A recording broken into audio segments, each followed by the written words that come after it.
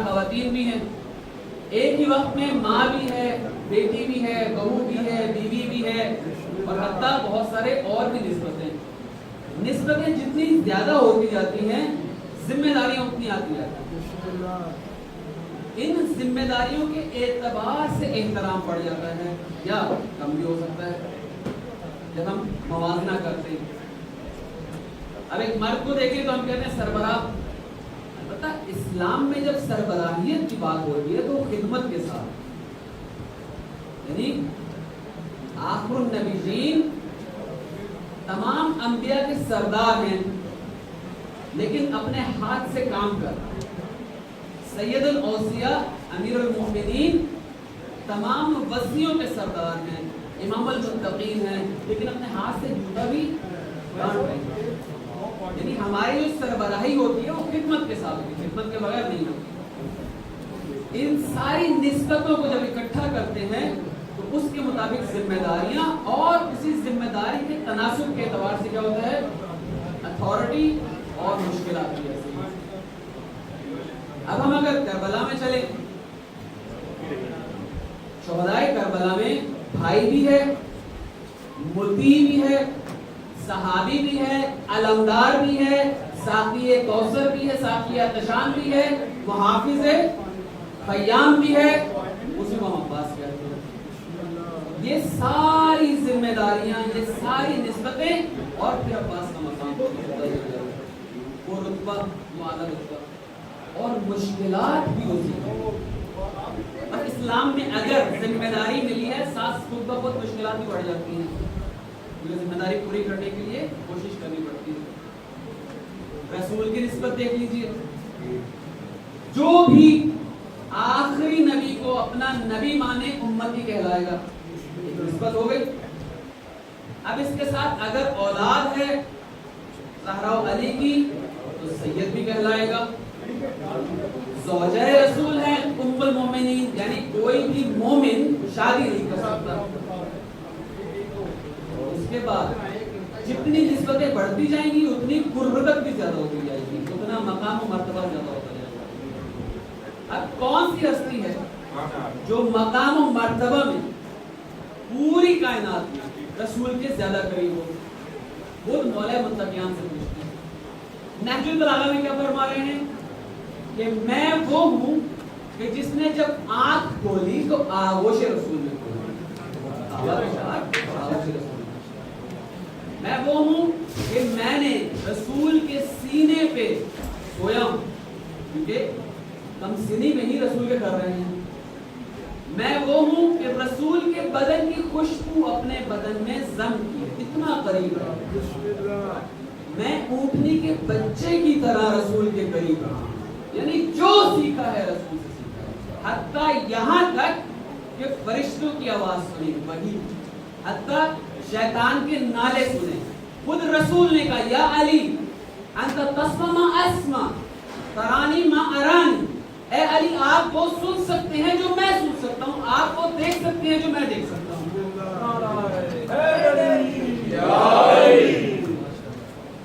جب مولا کی قربت دیکھتے ہیں تو حامل رسول، ناصر رسول ہیں۔ اگر لیلۃ المبیت میں دیکھیں تو جان بچانے والے ہیں، مباہلہ میں دیکھیں تو نفس رسول ہیں، تبوک میں دیکھیں تو جانشین رسول ہیں۔ یعنی اتنی قربتیں کہ گننے پہ تو ختم نہیں ہوتی۔ یہ سب قربتیں، یہ سب نسبتیں ہیں، اسی کے مطابق احترام ہے اور اسی کے مطابق پھر مشکلات بھی ہیں۔ اسی لیے ہم امام علیہ السلام افضل مظلوم، کیوں؟ کیونکہ جو حقوق تھے اس نسبتوں، اس مرتبوں کے ساتھ پورے نہیں ہوئے، ہم اس لیے کہتے ہیں۔ اب شہدائے کربلا میں ہم جب ان کی زیارت کو پڑھتے ہیں، ایک زیارت ہے، زیارت کا ایک حصہ ہے السلام علیکہ یا انصار اللہ، سلام ہو آپ پر اے خدا کے ناصر، خدا کے مددگار۔ آگے وانصار رسول اللہ، اور رسول کے ناصر، وانصار علی ابن ابی طالب، وانصار فاطمہ الزہرا، وانصار الحسن والحسین، وانصار الاسلام۔ یعنی مدد و نصرت ہو رہی ہے کس کی طرف سے؟ ہم خود گواہی دے رہے ہیں. شہدائے کربلا کی جو زیارت ہے معصومین نے نقل کی ہے, ہم تک پہنچی ہے. جب بھی انشاءاللہ خدا اس مجلس کے ذریعے صدقے میں ہم سب کو زیارت کربلا نصیب فرمائے. جو بھی جا چکے ہیں اور جو بھی جائیں گے وہ سب کے سب یہ زیارت پڑھتے ہیں. زیارت کی کتابیں ہوتے ہیں لکھتے ہیں کہ سلام ہو آپ پر اے ناصران, اے مددگار, مدد کرنے والے. اب ہم اگر اس کو کلی طور پہ دیکھیں, جس نے حسن و حسین کی مدد کی وہ اسی سلسلے پہ چلتے ہوئے خدا کی مدد کر رہا. خود خدا کی مدد یعنی دین کی مدد, اسلام کی مدد. اب یہ ساری کی ساری جو امداد ہو رہی ہے شہدائے کربلا کے لیے ہم گواہی دے رہے ہیں. دیکھیں مسلمانوں کی تعداد کی نسبت دیکھیں اور اگر ان کی طرف دیکھیں 72 یا 100, زیادہ نہیں. کہاں تھے باقی تمام مسلمان؟ کیوں انہوں نے اسلام کی نصرت نہیں کی؟ مسلمانوں کے خلفاء کے بچے بھی وہاں موجود تھے لیکن نصرت دین کے لیے حاضر نہیں ہوئے. ایسا نہیں ہے کہ انہوں نے کوئی کوشش نہیں کی, لیکن اس کوشش میں فرق ہے. ایک صحابی ہے, بلکہ تابعین سے, تابعین کہتے ہیں جنہوں نے صحابی یعنی رسول کے زمانے کے ساتھ خاص تاریخ کے مطابق, اور اس کے بعد تابع یعنی انہوں نے پیروی کی ان صحابیوں کی, اس کو درک نہیں کیا. تابعین میں سے ہے عبداللہ ابن حنزلہ صحابی, جنہیں کہتے ہیں غسیل الملائکہ, غسل دینے والے ملائکہ ہیں ان کے. حنزلہ کون تھے؟ حنزلہ انتہائی کامل یقین والے, کامل ایمان والے. حتیٰ ابو عامر جو ان کے والد تھے انہوں نے منافقت میں اسلام کے مدینہ میں جو یہودی تھے ان کا ساتھ باز کر کے مشرکین کی مدد کر کر جنگ بدر میں. تو یہ حنزلہ اس بات کے لیے تیار تھے کہ قتل کر دیں اپنے باپ کو. رسول نے منع کیا کہ نہیں, چاہے تمہارے معیارات اصلی ہیں لیکن اگر تم اپنے والد کو, اصلی علت کو, وجہ تخلیق کو قتل کرو گے تو کیا ہوگا؟ تمہاری عمر کم ہو جائے گی. یہ خدا کا نظام ہے, مشیت الہی. انہیں روک دیا گیا, کسی اور نے جا کے کام کیا. اب نئی ان کی شادی ہوئی تھی, جنگ احد تھی, تو وہ گھر میں رات گزارنے کے بعد جنگ میں آئے اور پھر شہید ہوئے. جب شہید ہوئے تو صحابیوں کے درمیان ایک بحث شروع ہوئی, کیا یہ پاک تھے یا نہیں تھے. پھر رسول نے کہا کہ فرشتوں نے اس حنزلہ کو غسل دیا. ٹھیک ہے, مقام نے خود رسول گواہی دے رہے ہیں کہ اس حنزلہ کو فرشتوں نے غسل دے دیا ہے, پاک شہید اس دنیا سے گئے. لیکن اسی کا بیٹا عبید اللہ کیا کرتا ہے؟ یزید کے خلاف جنگ کرتا ہے.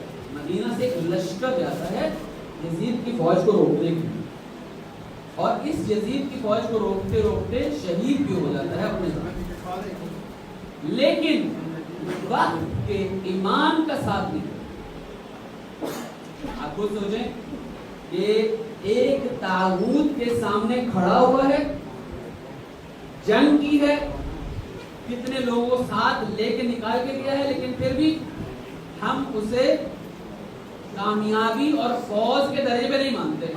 کیوں؟ کیونکہ امام وقت جن کی ولایت تھی ان کا ساتھ نہیں, امام حسین کے ساتھ نہیں آئے, کربلا کے لیے نہیں آئے. وہ اس لیے گیا کہ یزید مثلا بندر سے کھیل, وہ جو وقت کے امام کی خواہش میں اس کو کبھی نہیں. اب جب اس کو دیکھتے ہیں تو پتہ چلتا ہے کہ جو کچھ بھی ہم کریں اگر ولایت کے دائرے میں نہ ہو تو قبولیت نہیں. یعنی یہ واضح ہے, ہم عبادت بھی کرتے ہیں, اگر ولایت کے دائرے سے خارج ہو تو عبادت قبول نہیں ہے. ان مجالس کے بانی کون ہیں؟ خود صاحب الزمان. اگر ہم خدا نہ خواستہ یہ سمجھ رہے ہو کہ یہ سب کچھ ان کی ولایت سے خارج ہے, ہم کروا رہے ہیں, تو قبولیت میں اشکال. اب آتے ہیں سرنامہ کلام کی طرف. ایک سلوات پڑھیے محمد علیہ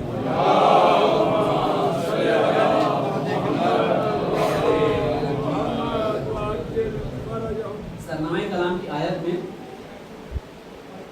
कुरान में खुदा कहता है या अय्युहल्लज़ीना आमनू, ए ईमान वालो, कूनू, हो जाओ। एक मुख्तसर सी तफसील है। एक कोई भी जबान हो, कोई जबान में उसके अपने रूल्स होते हैं, रेगुलेशंस होते हैं, उसकी ग्रामर होती है।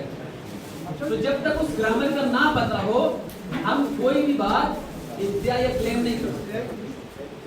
मिसाल के तौर पे कोई कहे कि मन कुन तो मौला हो फ़हाज़ा अली मौला का मतलब है जिस जिसका मैं मौला था। ये कुछ रेगुलेशंस होते हैं। खुद उर्दू में हम क्या कहते हैं, जो भी इमाम हुसैन की मजलिस में आया, पास्ट टेंस है, माजी है, वो हुसैनी है।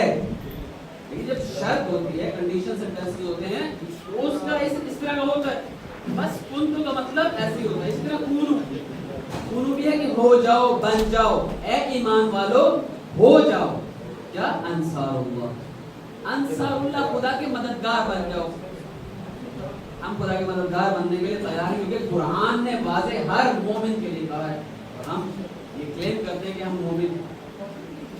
अब आगे जो इसकी आयत सब कहते हैं कमा क़ाला ईसा इब्न मरियम, उस तरीके से जैसे कि ईसा इब्ने मरियम ने कहा। क्या कहा? मन लिन्नास, लोगों से, मन अंसारी दिल हवारिजून, हवारिजून से, अपने शागिर्दों से, मन अंसारी इलल्लाह, मेरी मदद करने वाला कौन है खुदा की तरफ। अब फिर हवारी हम हैं अंसारुल्लाह, हम हैं मदद करने वाले। अब मदद करने का खुदा का तरीका यही है, खुदा की मदद करने का तरीका यही है। कुरान क्या कहते हैं, इन तंसुरुल्लाह यंसुरकुम, अगर तुम खुदा की मदद करोगे तो फिर वो तुम्हारी मदद करेगा। वयुथब्बित अक़दामकुम, और तुम्हारे कदमों को साबित रखेगा, आगे बढ़ते रहोगे। आज मोमिन हो ईमान के एक दर्जे पे, उसके बाद ये दर्जात बढ़ते रहेंगे। अब एक दफा हम सवाल अगर करें खुद से कि क्या खुदा को मदद की जरूरत है? खुदा कादिर मुतलक है, फिर खुदा ने क्यों कहा कि हम खुदा की मदद करें? कूनू अंसारुल्लाह, हो जाओ खुदा के मददगार। यहूदी क्या कहते थे, यदुल्लाह मगलूला, खुदा के जो हाथ हैं बंधे हुए हैं। क्यों? इसलिए कि उन्हें अपनी जेब से खर्च करना पड़ता था यतीमों की कफालत के लिए। खुदा ने कहा नहीं, यदुल्लाह मगलूलातान, खुदा के जो हाथ हैं खुले हुए हैं, तुम इस जमीन पर आए इख्तियार के साथ, और दारुल इम्तिहान है। खुदा अगर चाहे तो सल्ब कर सकता है सारा इख्तियार, लेकिन इख्तियार दिया हुआ है।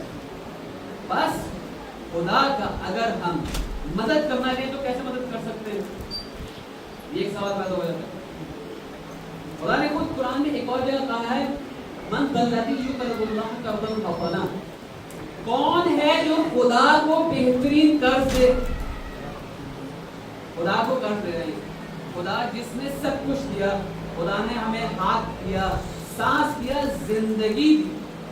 यानी इस अगर ये जिंदगी ना हो, अगर हम समझ लें हम रोबोट, वो जो मेन एनर्जी का सोर्स है जिंदगी, अगर वो ना हो तो कुछ भी नहीं कर पाएंगे।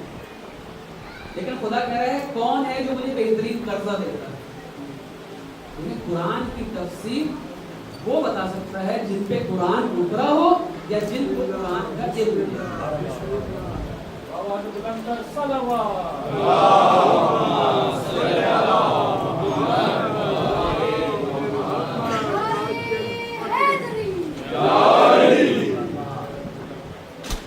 शब मेराज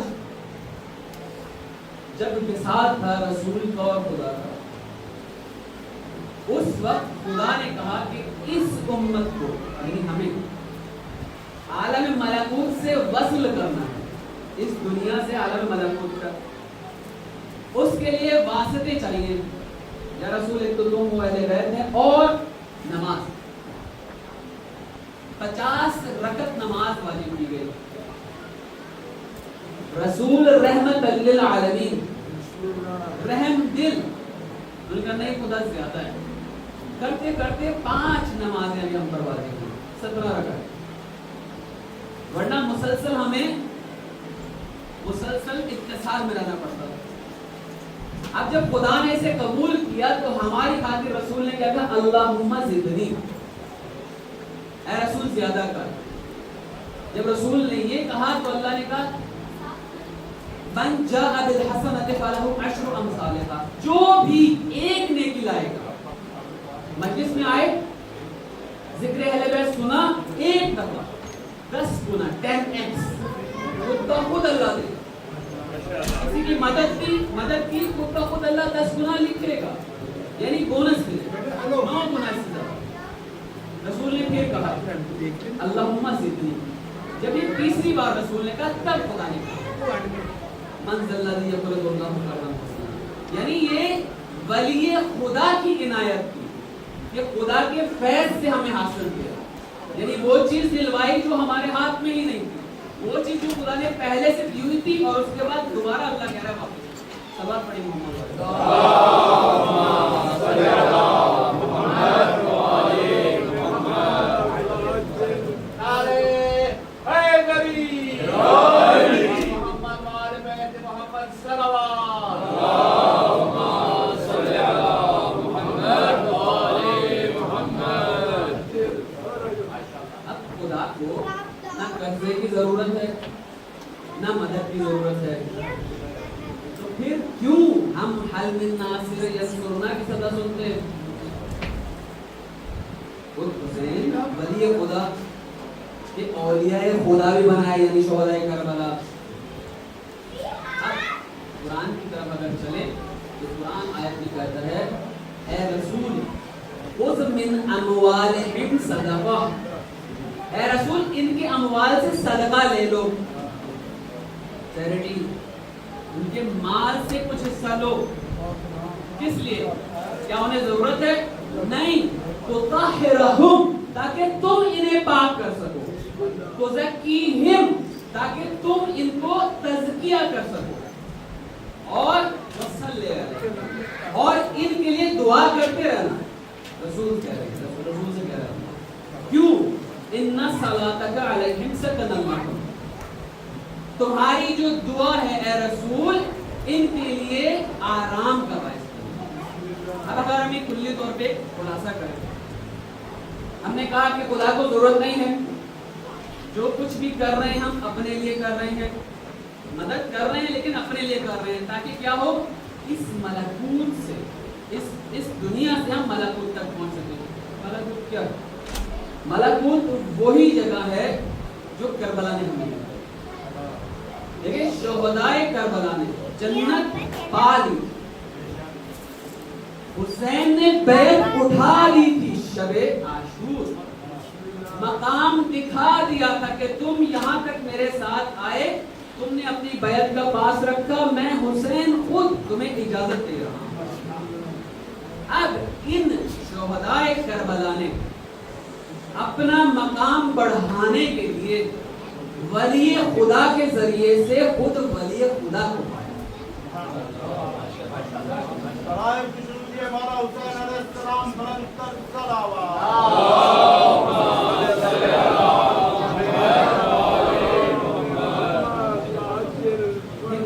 جنت پا لینا کوئی بڑی بات نہیں ہے, خدا اتنا رحیم ہے, اتنا کریم ہے, چھوٹی چھوٹی بات سے جنت دیتا ہے.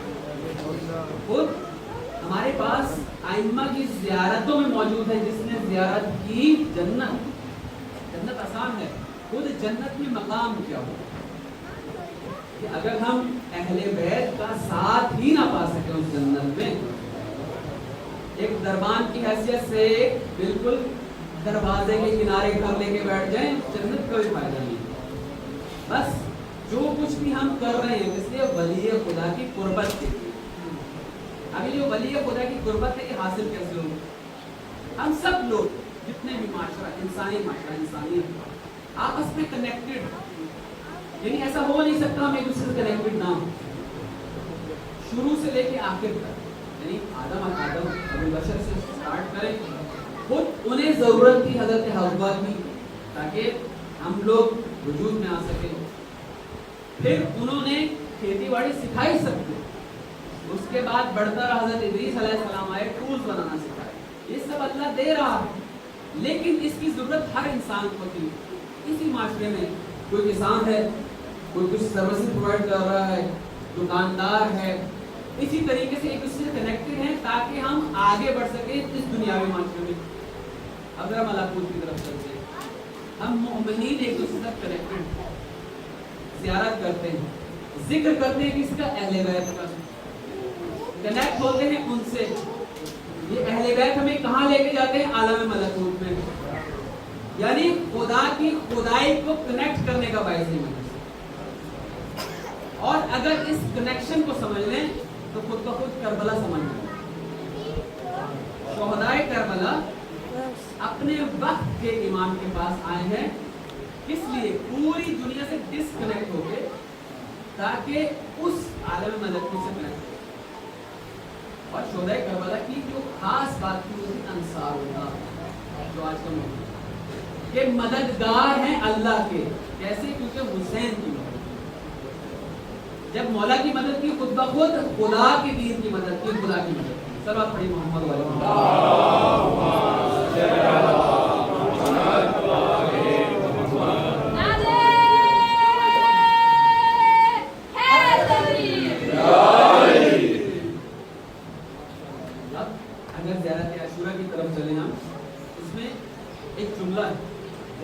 پہلے بتایا تذکر کے طور پہ ہے تو عاشورہ کے دن کی زیارت, لیکن اس کے لوگوں نے چلے لکھ دیے کئی بار. چلہ کا مطلب 40 دن تک پڑا ہے زیارت عاشورہ کو, اور کئی مرادیں پائیں. جو بھی کام, حتیٰ بعض جو ہمارے بزرگان تھے امام زمانہ علیہ السلام سے ملاقات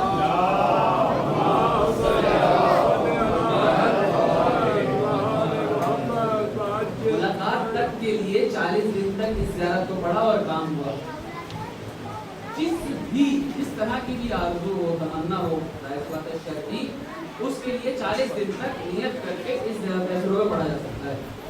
اگر آپ 100 دفعہ لعان اور 100 دفعہ سلام بھیجتے ہیں تو بھی 15 منٹ سے زیادہ نہیں جاتے, اور اگر ایک دفعہ کم سے کم بھیجتے ہیں تو آرام سے 10 منٹ میں ختم ہو جاتا ہے. زیارت عاشورہ کا سورہ کیا ہے, اسأل اللہ الذی اکرمنی بمعرفتکم, اے اللہ میں سوال کرتا ہوں تجھ سے کہ تو نے اکرام دیا, تو نے مجھ پہ کرم کیا, تو نے مجھے احترام دیا, رتبہ دیا, معرفتکم یعنی آپ کی معرفت سے, اہل بیت کی معرفت مجھے ملی, یہ میرے اوپر اکرام ہے, یعنی خود میرا فائدہ ہے. ایسا نہیں ہے کہ اہل بیت کو فائدہ ہو رہا ہے یا خدا کو فائدہ. وارزقنی براءۃ من اعدائک, اور مجھے رزق دیا, مجھے عطا کیا ان کے دشمنوں سے براءت, ان کے دشمنوں سے دوری. اور اس کے بعد ان یثبتنی قدم صدق عندک مع الحسین واصحابہ, یعنی مجھے ثابت قدم رکھا کہ میں معیت حاصل کر سکوں, جس کی حسین کے ساتھ حسین 1400 سال پہلے کربلا پیش. آج زیارت عاشورہ میں ہم ہمراہی حاصل کرنا چاہ رہے ہیں کس کی, حسین کی اور اصحاب حسین.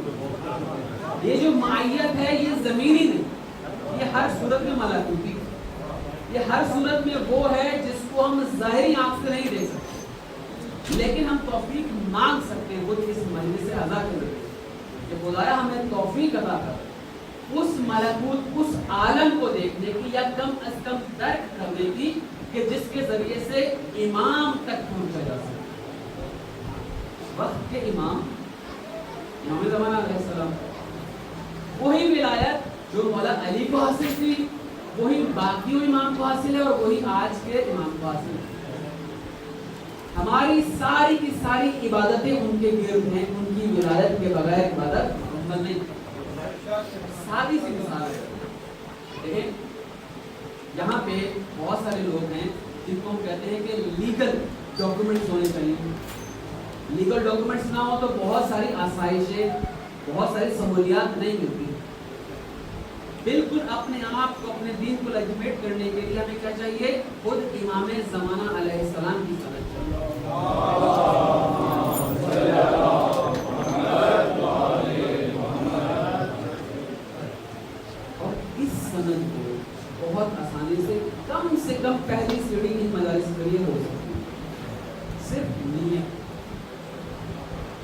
صرف اس اعتقاد کے ساتھ کہ منتقل خون انہیں کربلا اصلی جو ہے اسے کوئی نہ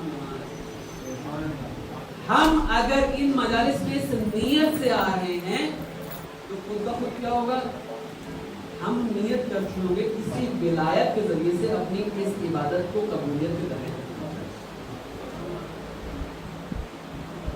امام حسین علیہ السلام کے رفقا ایسے اصحاب تھے کہ جنہوں نے ہر صورت صرف ایک کربلا میں شامل ہو کے نہیں، پوری زندگی امام کی خاطر، امام کے لیے گزاری۔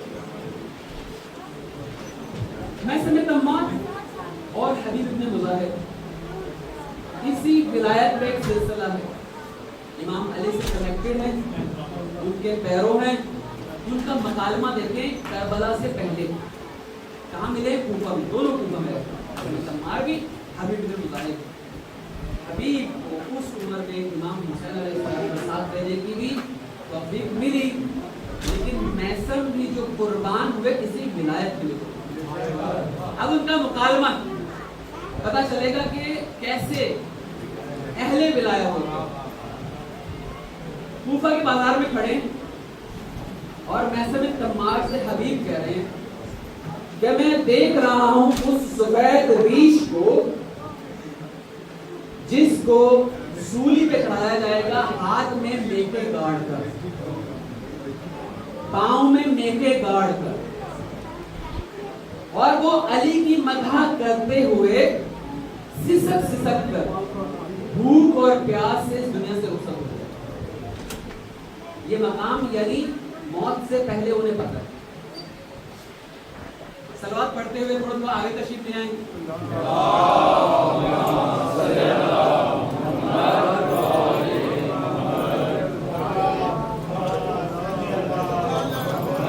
ایک بار پھر صلوات پڑھیں اور تھوڑا تھوڑا آگے تشریف لائیں گے، پیچھے آنے والوں کو جگہ دیں۔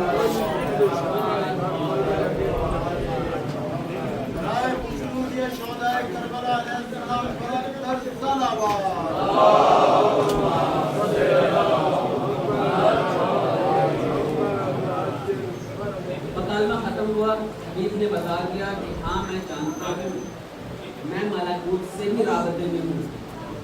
اب محسن کہہ رہے ہیں کہ میں بھی اس سرخ چہرے والے شخص کو کوفے سے نکلتے ہوئے دیکھ رہا ہوں جو رسول کے بیٹے کی نصرت کرنے کے لیے پہنچا، اور اس کے بعد کوفہ کی گلیوں میں اس کے سر کو لوگوں کے ہاتھوں میں دیکھا۔ حسین نے اس مقام پر پہنچایا تھا اپنے اصحاب کو کہ وہ اپنا مقام دیکھ چکے ہیں، لیکن اس کے باوجود ثابت قدم نہیں۔ یہ جو ولایت کے دھارے میں آ جانا ہے اس کے کئی مراتب ہیں۔ معمولاً ہمارے ذہن میں جو چیز ہوتی ہے کہ ہر مرتبے پہ ہر شخص فائد ہو سکتا ہے، کوشش کے بعد لیس للانسان الا ما سعی، جتنی انسان کوشش کرے گا اس حد تک جا سکتا ہے، لیکن کوشش انسان کی شرط۔ آپ لوگ یہاں تک آئے، یہ موقع ہے، اس کے بعد اگلی مجلس میں جتنی کوشش کریں گے اس میں شریک ہو سکتے ہیں، لیکن ہم خود خاطی بندے اس قابل نہیں کسی بھی صورت کہ اس حد تک جا سکے اپنے صرف امام کی ذریعے۔ یہ تو طے ہے، کیونکہ راستہ نہیں، اگر فلائٹ ہوگی تو ہم کسی اور جگہ میں جا سکتے، وہ وسیلہ ہوگا تو ہم آگے جا سکتے ہیں، ورنہ مشکل۔ آج زندہ امام کے لیے 313 سپاہی چاہیے، زیادہ نہیں۔ ایسا نہیں ہے کہ خود بخود آئے، انشاءاللہ ہم میں سے کوئی۔ امام حسین کو جو اصحاب ملے، خود امام کیا کہتے ہیں کہ ویسے اصحاب نہ میرے بابا کو ملے اور نہ میرے بھائی کو ملے، با وفا اصحاب، رفاقت کو پورا کیا، اور ایسے رفاقت کو پورا کیا کہ اپنا سب کچھ آ کے کربلا پہ لٹا دیا. کسی نے نماز کے سامنے حسین کو بچاتے ہوئے سینے پہ تیر کھائے, کسی نے نیزے سے اپنی ہڈیوں کو توڑوا کے درد محسوس کیا. یہ رفیق تب پہنچے جب حسین کے پاس کوئی بھی نہیں. اور کچھ رفیق ایسے تھے کہ مولا نے خود ان کو بلایا. 3 محرم کو حبیب ابن مظاہر کو خط لکھا ہے. لبک الباب ہوا, جب قاصد پہنچا تو جب عاشق نے معشوق کے ہاتھ سے لکھا ہوا خط ملا, محزون ہو گئے, گریہ شروع, آنکھوں پہ خط کو لگایا, چومنا شروع کیا, پڑھنا شروع کیا. میرے رفیق, میں حسین کربلا پہنچ گیا ہوں, ریگستان پہنچ گیا ہوں, نبی زادیوں کا ساتھ ہے, دشمنوں نے گھیرا ہوا ہے, اگر مدد کو آ سکتے ہو تو جلد آ جاؤ. اب حبیب پریشان ہے, نبی زادیاں, صحرا, دشمنوں کا محاصرہ. اتنے میں بیوی نے پوچھا ہے, حبیب کس کا خط ہے؟ حبیب پریشانی میں فوراً جواب نہیں دے پا رہے ہیں, بس کہا ہے کہ حسین کا قاصد آیا ہے, حسین کربلا پہنچ چکے ہیں اور بلا رہے ہیں. کنیزہ زہرا کی فوراً کہتی ہے کہ گھر کی طرح سے پریشان نہیں ہو, اگر نبی زادیاں مدینہ سے نکل کر کربلا پہنچ گئی ہیں تو تمہیں یقیناً جانا ہوگا. حبیب نے دیر نہیں کی, اپنے غلام کو کہا ہے کہ تھوڑا شہر سے باہر لے جاؤ, کیونکہ سختی ہے. کئی اصحاب کو قید کر لیا گیا ہے. حبیب پیدل چل پڑے ہیں, سودا لینے کے بہانے کوفے سے باہر جانا چاہتے ہیں تاکہ گھوڑے میں بیٹھ کے حسین کی مدد کر سکیں. ابن عوفجہ راستے میں ملے ہیں. حبیب کہاں کی تیاری ہے؟ 2 مومن آپس میں ملے ہیں اور پھر مصائب شروع کیے ہیں. حسین کو گھیر لیا گیا ہے اور وہ تنہا ہے. اب میں ان کی مدد کے لیے جا رہا ہوں. عوفجہ ساتھ میں. اب حبیب اپنے گھوڑے کی طرف چلنا شروع کیا.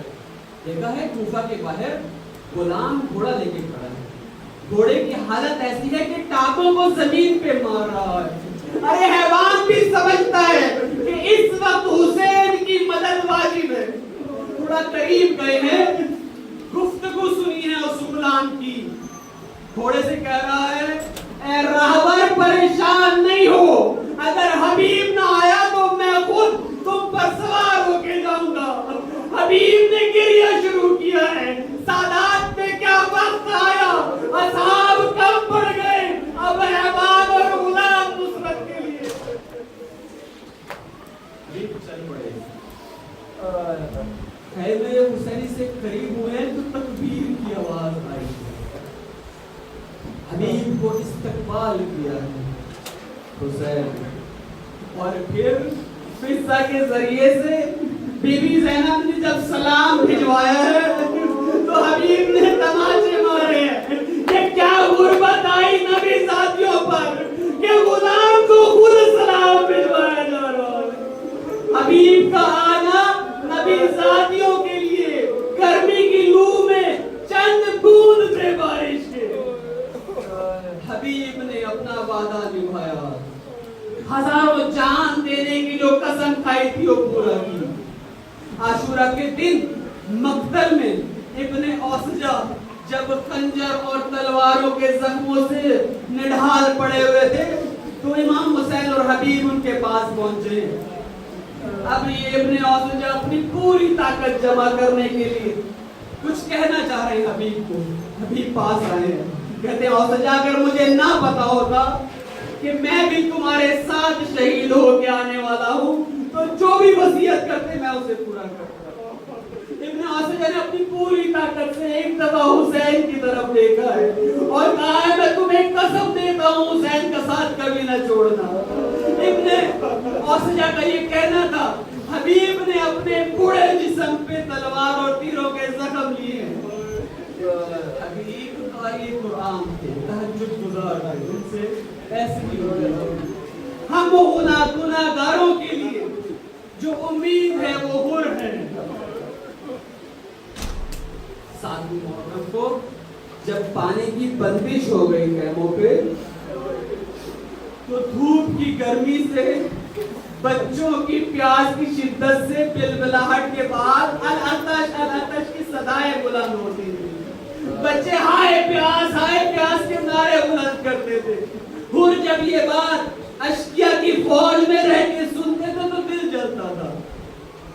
صبح عاشور جب انہوں نے پوچھا مرحوم ابن سعد سے کہ کیا آج جنگ ہوگی تو مرحوم نے بتایا آج ایسی جنگ ہوگی کہ کم سے کم سر تن سے جدا ہوں گے. اور پریشان ہو گئے کہ سید زادوں کے سر تن سے جدا ہوں گے. اور مجرم تھے اور یہاں لانے کا باعث بنے تھے امام حسین کو.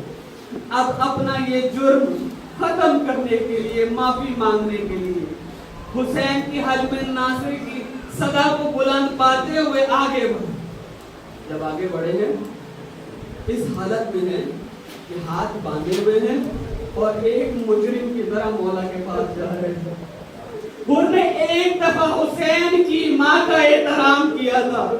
جیسے ہی حسین نے حر کو دیکھا ہے کہا ہے آؤ یہ میرا مہمان ہے, یہ میری ماں زہرا کا احترام کرنے والا ہے. حر کہا ہے مولا کیا میری بخشش بھی ہو سکتی ہے؟ مولا نے کہا ہاں سب کی بخشش ہو سکتی ہے. مولا آپ بھی آپ کی ماں کا احترام کرنے والے ہیں. اب اور آئے ہیں حسین کی فوج میں شامل ہو گئے لیکن انہوں نے ایک دفعہ کہا ہے مولا میں آپ کی اہل حرم کا بھی مجرم ہوں, مجھے اجازت دیں کہ میں خواتین سے سید زادیوں سے بھی معافی مانگ سکوں. اجازت مل گئی ہے. اور خاک کربلا پہ بیٹھ گئے ہیں, سر پہ ماتم کرنا شروع کیا ہے اور کہنا شروع کیا ہے اے بیویو میں وہی گناہگار ہوں جس کی وجہ سے آپ کے بچے 3 دن سے پیاسے ہیں. ارے میں وہی ہوں جس کی وجہ سے آپ اس صحرا میں اسیر ہوئی ہیں. میں وہی ہوں جس کی وجہ سے آپ کے مردوں کے سر کٹیں گے. مولا میں شرمندہ ہوں, مجھے اجازت دے کہ میں سب سے پہلے کربلا کے میدان میں جاؤں. حسین نہیں چاہتے کہ وہ کچھ اور دیر بھی شرمندہ رہیں. اجازت مل گئی. اب جب اجازت ملی ہے حر ننگے پاؤں بغیر گھوڑے کے میدان کی طرف چلے ہیں. تپتی ریت پہ چلتے ہوئے جنگ کی ہے اور اس کے بعد اشقیاء نے ماتھے پہ ایسا وار کیا ہے کہ خون کا فوارہ نکل آیا ہے. حسین لپک کر حر کے سر پہ پہنچے ہیں اور پھر حر نے ایک لمحے کے لیے دیکھا ہے اور کہا ہے ہائے غلام کی ایسی قسمت کہ آقا کی گود میں دم نکلے. حسین نے اپنے صحابی کے ماتھے سے خون صاف کیا ہے. اپنی ماں زہرا کی نشانی اس احترام میں باندھ دی ہے. حر کا خون رک گیا ہے. حر مولا کی گود میں شہید ہوئے ہیں. قربان جاؤں اس وقت پر جب حسین تنہو تنہا تھے. ارے عباس کے بازو کٹ چکے تھے, کوئی حسین کا خون صاف کرنے والا نہیں تھا. ارے حسین کے ماتھے پہ ایک نوکیلا پتھر خون کا فوارہ روان ہو گیا. حسین نے دامن کو اٹھایا کہ خون صاف کر سکے. سے شعبہ تیر سینے میں پیوست ہو گیا, کمر سے باہر نکل گیا. اب اس گھوڑے پر نہ رہ سکے, سین سے زمین پر آئے. وقت زہرا تھی جن کی آغوش میں اترے.